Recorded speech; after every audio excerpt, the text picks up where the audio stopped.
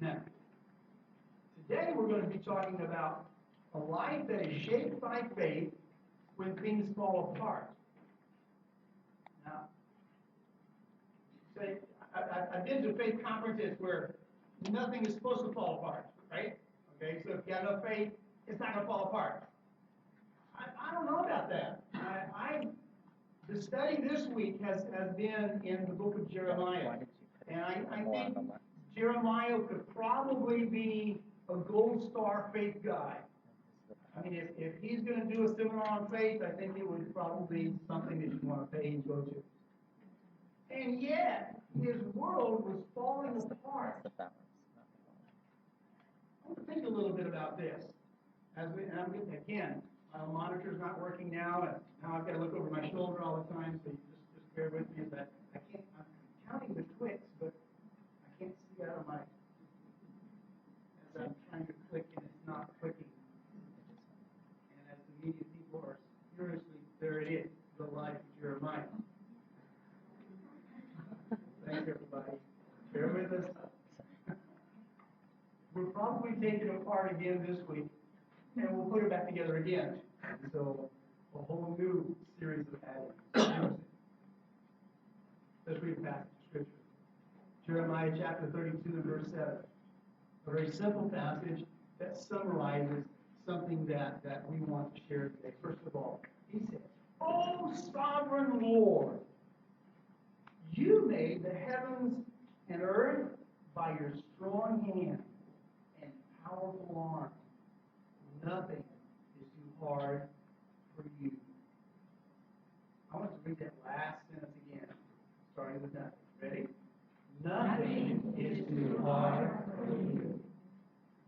There's a beautiful thought in this, in that after he says this, and really chapters 32 and 33 is part of the second great psalm that Jeremiah is recording for us.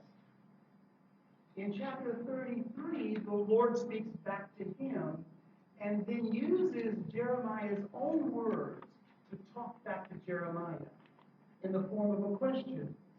He says, "Is anything too hard for me?" Now, all of that in the context of a nation that's falling apart. When we talk about faith, it's important to state that real faith, now listen to me carefully, real faith is both strong and weak. Oh, wait a second, I thought faith is supposed to be strong. I believe that faith, when it is tested, it weakens and we rebound when we discover God again. When doubt comes in and we start thinking about who God really is, faith is not faith in a vacuum. Faith is faith when things are difficult. That's when you discover what faith is. Faith must be strong in the face of great challenges, and weak as we depend on God and not on faith itself.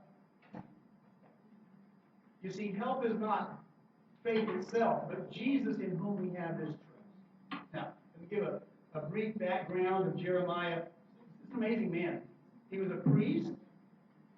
He was born into a very precarious time in history. It was about 586 BC when Jerusalem fell to the Babylonian army.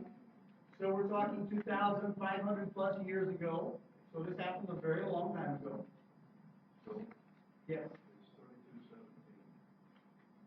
32:17. Thank you very much.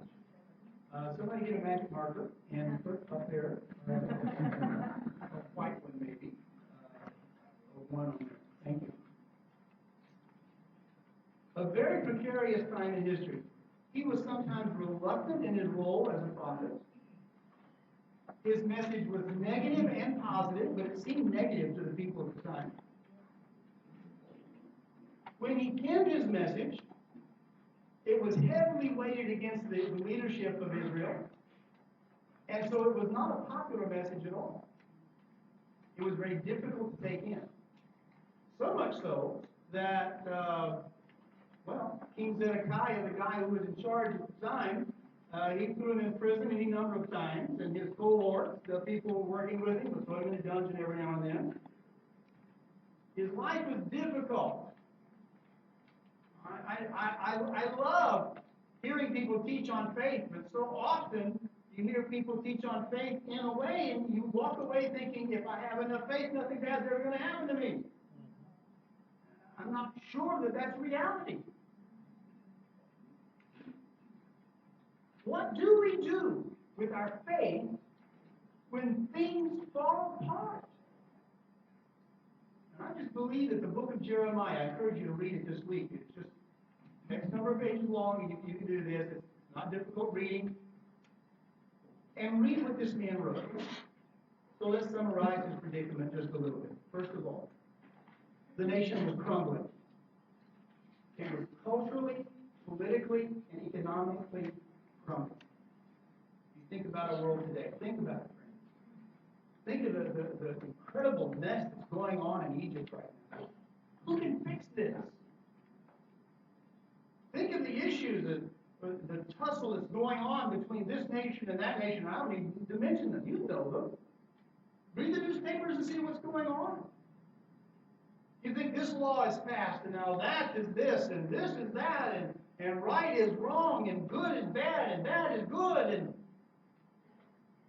everything gets all confused. It seems like the U.S. and other countries as well, but I'm American, so I'll blame the U.S. first. We have lost our moorings. True north isn't true north anymore. And, you just attach the stories to that which you wish to. The nation was crumbling. How did Jeremiah keep his parables? Secondly, everybody wanted a feel-good message. Everybody wanted good news. We want to know the Babylonians are going to go away, and every time Jeremiah opened his mouth, the Babylonians are going to come in, and we're all going to be slaves. That's not a good message. Why don't you give us something upbeat? I love you. You love me. Yeah, you know the song. All the people, little kids, you know the song. Everybody wanted a feel-good message. And yet Jeremiah's message was one that was largely negative. It was one of captivity and then return, judgment and then restoration. And there was a great length of time between those two, so it was largely negative. God's message seemed to bring him nothing but punishment and unpopularity. Wow. There's a downer for us. Everybody okay? You're still with me, right? Nobody leave just yet? What did Jeremiah do? First thing he did was this. He bought a field. He bought a field. What a funny thing to do. He did so from a cousin. Now, I'm not sure that the cousin was necessarily inspired by God to do it, but God told him before he came along that somebody's going to come, your cousin's going to offer you a piece of property to purchase. But what an awful time to buy land. The Babylonians are at the gate. You're going to buy property? Is that really a good idea? But God said, your cousin's going to come, and you're to buy the property from him. Now, Jeremiah didn't buy this hook, line, and sinker, okay? When we talk about this, God spoke to us kind of thing. It kind of confuses some people. I think we need to let people know that, first of all, there was cautionary faith in Jeremiah, because he said, okay. But it was not until his cousin showed up, knock, knock, knock. Hey, Jeremiah, good old buddy. Hey, you know what? I'm looking to sell this piece of property. Yeah, I guess so. You can take money into exile, but you can't take property, right? Somebody want to buy this? The plane's going down? Yeah? Who wants to buy my watch? A good one? Bad time to buy, good time to sell. What's he going to do? The Lord had spoken to him and said, when he comes, buy the property. I understand. But God said, do. maintain a life that is shaped by faith when everything is going south? The first thing is predictable. We must listen to what God says more than what newspapers say. We need to get dialed in. We need to figure out, what is God doing? After you figure out what God's doing, right? Okay. There's this voice inside of you. I do not think that there was this audible speaker, like you hear my voice going through speakers today, that somehow Jeremiah heard this. I think that there's something inside of him that said, somebody's going to sell you some property. Buy it. Oh, that's a crazy thought. Get that thought out of my head. No. Buy it. And then, just incredible, the second thought is less predictable. Listen to this. It says, invest into what counts. This is what Jeremiah was going to do. He was going to take the deed, and he said, put it into a jar, someplace where the deed can be kept a long time. Because as sure as God has said, you're going to be going into exile, I will also bring you back. If you go in, it is a sign that you will indeed come back again. When you invest in property, you are saying that there is value in where we are. There is something that is solid right here. Invest. No, I'm not selling anything today, okay? So this is not a commercial of any kind. I believe that when things are falling apart, we must invest into what counts. There are things like people count. We went to an orphanage yesterday, and whatever you want to think about the Vietnamese economy, I am telling you, we go to an orphanage, and these children who are abandoned or left at an orphanage, left at a hospital or whatever, I don't know how those kids got there, invest in people. This nation, we must invest in people. It is not just about earning the money off of your contracts or salaries, and go for it, guys. There's money to be made here. Go for it. Do it. Listen, we need to invest in what counts, and that is people, that is children, that is infrastructure. And this requires hard work. The third thing follows. Every day, do what's right. Every day, do what's right. You see, he bought a field. It seemed like the illogical thing to do at the time. But ultimately, it was the right thing to do. Every day, do what's right.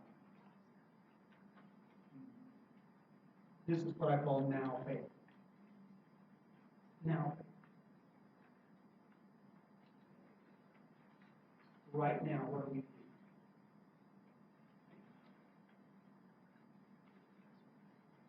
Have a cup of coffee and donut, right? Not exactly. Oscar Wilde famously wrote this. He said, the difference between the pessimist and the optimist is rather droll. The optimist sees the donut, the pessimist sees the hole. A life that is shaped by pessimism will force a conservative outlook on life. You will live miserly, and you will develop weak relationships. Jeremiah invested. Well, I don't know how long I'm going to be here. It doesn't matter. Go to your neighbor and meet him. Well, I don't know if this is going to really work out. Doesn't matter. Plug in someplace. Go to an orphanage. Invest in some kids for a few hours a week. Go do something. Stop on the side of the road and talk to somebody that looks like they need somebody